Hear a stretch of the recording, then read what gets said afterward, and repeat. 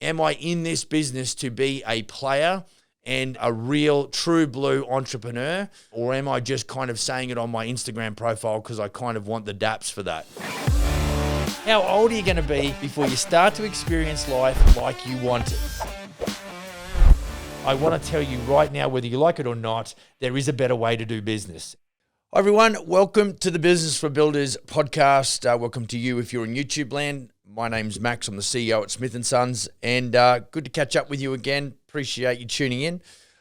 Just a quick bit of housekeeping, like and subscribe, all that kind of wonderful stuff. We appreciate folks chiming in and leaving comments. It's awesome.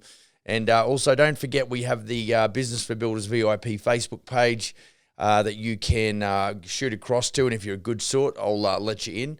And that's just a place where I go into a little bit more, as the name might suggest, under the hood of what we do. I don't think there's anything new under the sun particularly. I think it just needs to be put together in such a way that, you know, you can understand it piece by piece, maybe bite at a time, rather than being sort of too overwhelmed and too much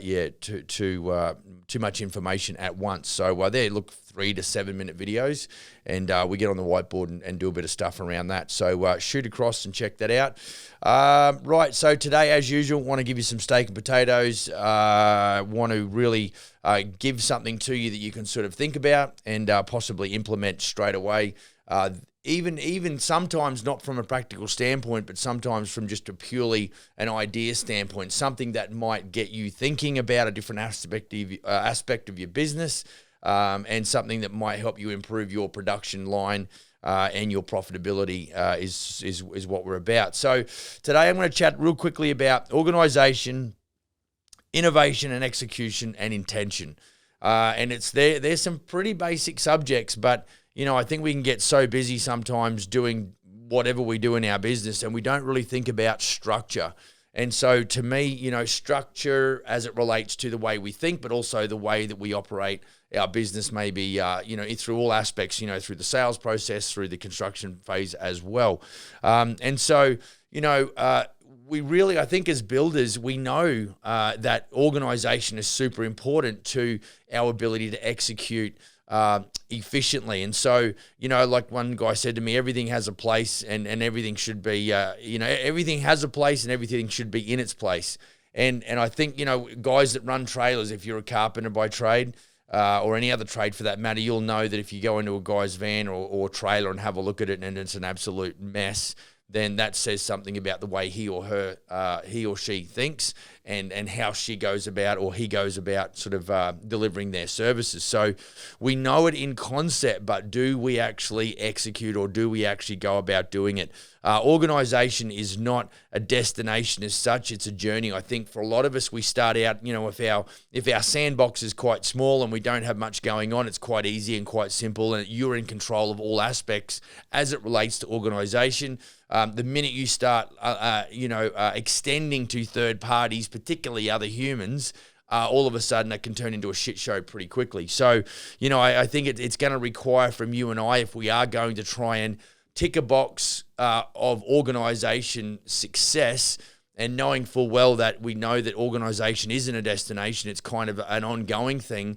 We need to be vigilant, I suppose, in our our execution, and also of our understanding and learning about how we go about keeping our businesses organized. And we're not talking about just toolboxes now, we're talking about all aspects of our business. We've got to have a systemized process. A good example to that might be, you know, when you do your sales pitch, or when you're talking to clients, like, what you really should have an organized, documented sales process. This is what we do with our leads when they first come in. This is what we do with the leads, because potentially they can go into what we call an EDM, or electronic digital market, where sometimes clients come to us and they say, oh, okay, I didn't realize it was going to be that much. Forget about it. Now, that doesn't mean they're going to leave that option and not go and renovate. They just need some time to understand perhaps why it costs so much, and then look at some realities, and then also put some extra finance together to be able to handle it, and then they come back. So what you want to do is organize that contact into a piece of software that can actually distribute emails maybe once a month to these clients, because what you want them to do is to never forget about you and your interaction. So that's being organized just in what I would call front-end lead management. And so those sorts of things need to be thought about. And I think sometimes there's, we get too wrapped up in, oh, well, I'm so good because I've got my shit organized, and that's fine because that can change in a heartbeat. But I just don't think there's any room for egos as it relates to organization. We've got to be in a position where we're always searching for, a better way. Someone else has come up with a system that's going to suit you, or there's going to be a couple of entities that have come up with systems that are going to suit you. It's just you've got to, I think you've got to it's like a smorgasbord. I'll take a piece of that, and I like that, and I'm going to use that, and I don't like that, so I'm not going to include that in my process. But that approach towards execution of organizational systems is where you are going to benefit. And so that's why there's this constant, trying it, seeing how it works for you, and then discarding it if it doesn't, tweaking it to make it better, or actually embracing it completely. So, I think one of our subcontractors this week, because as you may or may not know, I'm working as a bit of an interim project manager, so I'm out there interacting with clients and subcontractors and suppliers. And one of my biggest bugbears is when I go to a building site, especially on a renovation, and there's light fittings over there, and there's outlet caps, outlet covers over there, and there's different pieces of this whole project scattered throughout. And I'm a big advocate of having totes or boxes, plastic boxes that we can buy from our local hardware, and putting a lot of those fittings in there, putting a lot of, switches and whatever else, at least so at the end of the job, there was some area where is it likely to be? It'll be in the tote, it'll be in the box. And one of our other subcontractors, he said, what I like to do is get big freezer bags and actually you compartmentalize, different items, maybe electrical and plumbing and those sorts of things, and he puts them in freezer bags and then puts them in a tote. And I thought, well, that's a really cool idea. And that's an exact example of when I'm out there, knowledge is not hard to carry around, folks. It's like wherever I can steal with my ears and steal with my eyes, I will do that. And so that's why I'm bringing it to you, because I'm saying that was exactly what I'm talking about. My system got better because I listened to somebody else. Now, does it happen every time? Not really. Some of the shit I hear out there is not worth, the paper it's written on or whatever. But at the end of the day, I've got to be open, and I've got to be ready to at least take a look at and consider whether or not my system of organization can be better than what it is. Okay, second point, innovation and execution. Innovation is rewarded, but execution is worshipped. We have a saying in this office, speed over perfection, and there's a reason for that, because I think as what I'd like to call ourselves is innovative disruptors, the more that we go and do, and the sooner we do it, the sooner we get to the data, good and bad. So it's all about data collection. It's like, okay, if we did this, how did that work? I think a lot of the time, and I hear Gary Vee talking about this all the time, where people want to have the right lighting, and they want to have the right video, and they want to have, the classy production. But I think, for a lot of us, and I include me, we just kind of started out. I'd shudder to think what the first episode for Business for Builders podcast looked like, but it'll be pretty ordinary. And of course, in 3 years' time, I'll say the same about, our 128th episode, which is what we're doing right now. And, I think there's over time, both you and your team slowly get better through executing. And so, that's why innovation is important, but execution is key, because when you go and do it well, you can actually, if you analyze the data and you go, we did this really well and we got some really good results, that's great. But conversely, you also want to go into it and look at where you failed and where you perhaps didn't get the results that you want. And so the longer it takes you to execute, you're postponing the data collection, and the data collection and what that data is telling you and speaking to you about is what gives you the power to then go and improve and change, or at least confirm to you what you're doing well. And I guess, a lot of the time we talk about, social media and websites, those sorts of things. And I think sometimes perfection is overrated. There's a lot of guys doing a lot of guys and gals doing a lot of good things in the, the social media world. And what makes it so perfect is the fact they're just being natural and being themselves. And, I think for me let's call it as a presenter, I look at a lot of guys in the podcast world, and I think, boy, oh boy, there's a lot more dudes and dudettes that are way more polished than I. And sometimes it can be a little bit overwhelming. You think, okay, maybe I should just quit on this and go do something else. But at the end of the day, when I wake up in the morning and I knew I had to do this shoot this morning and do this episode, it does energize and it does excite me and it inspires me, because I think there's people right now that are listening to this that a lot of those other guys and gals may not ever get to. So I recognize that I've got a job to do, that it's not hard for me to sit here and present for 15, 20 minutes. And it certainly does come with its rewards, because I get emails all the time from people all around the world. Just give me a little bit of a pat in the back, and which I really appreciate. So, I think forget about. I think what I want to do, doing what I do here as a presenter, is I want to add value. I want to get better. I do want to grow a larger audience, absolutely. But it's not hard for me to do, because I enjoy the industry that I am in, i.e. the construction industry, specifically residential. And I know how much of a deficit there is in the information spread to enable guys and gals who go and get their their trade ticket, and then want to go and convert that and monetize that trade skill into a business. And there's a massive chasm of unknown quantities and untaught skills in our trade, college scenarios that really should be, paid a lot more attention to. I absolutely think that as much as there should be the practical side and the theoretical side, and in my case, we did, a lot of drawing and architecture when I did my college when I was an apprentice.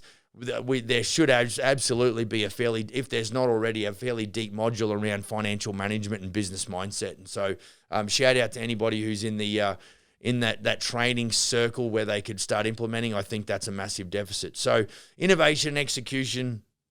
I think we have to embrace the speed over perfection, and then allow the failure to help you improve. See, we can sit there and think about it all the time, but until we go and make some mistakes and we look at some work and go, we think we can do it better, we don't actually have the ability or the collateral to improve what we're doing. So, I think, folks, we tend to judge ourselves more than what let's say our audience or people that are looking at our stuff. Yeah, and sure, there's some haters out there, but they, that's what they live for, is just trying to give other people a hard time. But I'd encourage you folks to really disregard, a lot of what the haters say, and just, what you need to do is just fight through that ceiling, because it's not easy, but it's certainly worth it. And so point number 3 is intention. And it's interesting, because we sometimes, if we understood that, if we harness the power of intent, and so, it's one thing to say, well, I'm going to go and, start a business, but when your intentions are high, and you absolutely, like for me, I intended to build, my intentions were to build a franchising business in Canada. I didn't kind of just, wake up and think, well, I'd like to do that, because my end game was to have one of the largest brands in North America as it relates to residential renovation. I just knew that every day I had to do something. And so because my intention and my goal was so large, I then reverse engineer that. And every day I never forget about what it was that got me started. And so, I think a saying that I heard recently was that motion creates emotion. So I think the more I've built this business, the more I've kind of fallen in love with the process. And not that everything is good, because it sure as shit ain't.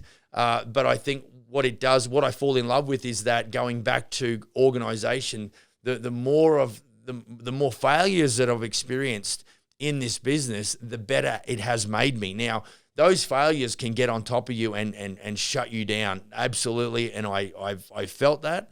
But I do know this, that if I can embrace that power of intent, and I intend to build a bigger and a better business because of those failures, and because of those struggles, and because of those things that have beat me up, I think in the long term, and we always talk about business as an infinite game, it's not something that's got to be sorted out by December 31st this year.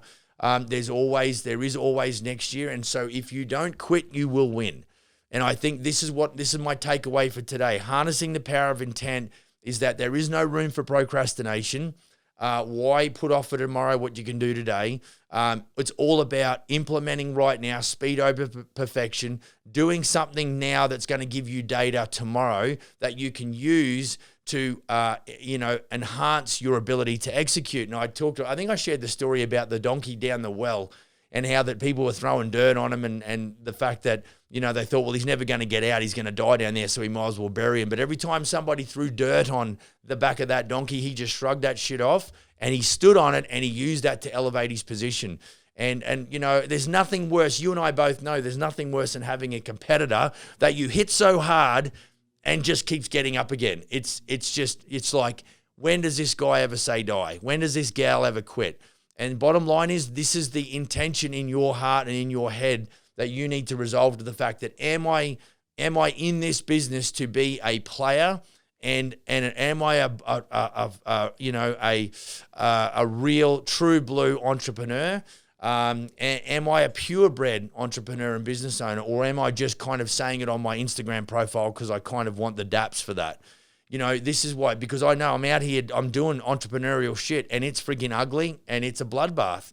And so, you need to be encouraged, and it's not just you that's having a hard time. It is just part of the game. It's like jumping in the octagon. Chances are, unless you get a 30-second knockout, you're going to end up with some cuts and bruises. It's just the game. It's the way it goes. So, procrastination destroys the momentum. If you keep putting it off, that means your execution is not there. That means you're not gathering the data, and you're either busy living or you're busy dying. But you can't just stay in the middle. There's no middle zone. You need to always be improving. And so, guys and girls, organization, innovation, execution, and intention, you need to understand how to implement and go about putting that into practice and not just sort of talking about it. The worst thing you can say is, yeah, Max, I know, because to know and not to do is not to know. So, folks, I would encourage you to always be looking to organize yourself, understand that innovation and execution is the game, speed over perfection, and that, of course, your intention to be successful, it needs to be harnessed to be able to keep you, in a position where you can at least put one foot in front of the other. And sometimes we do get, 2 steps forward and 1 step backwards as part of the game. But you need to embrace all aspects. Winning and losing is part of the deal. But what we're talking about is playing the long game. So look, folks, if you've got any, questions regarding anything that we've spoken about, be sure to email me, max@businessforbuilders.ca, and shoot across to the Facebook private group, Business for Builders VIP, and we'll try and help you out there with some more in-depth videos. If you want something specifically talked about that is confusing you, that's a bit of a mystery, or whatever the case may be sure to hit me up on email, max@businessforbuilders.ca. I do have a few to get back to, always working on getting, because I don't want to just flick you a one-liner. I really want to double down. And any of the guys or gals out there that have got emails from me know that I mostly do more than just one paragraph. It's quite in-depth, and because I really have a passion to sort of help out where I can. So email me, max@businessforbuilders. Go and build a kick-ass business, and I will see you on the next episode. Cheers.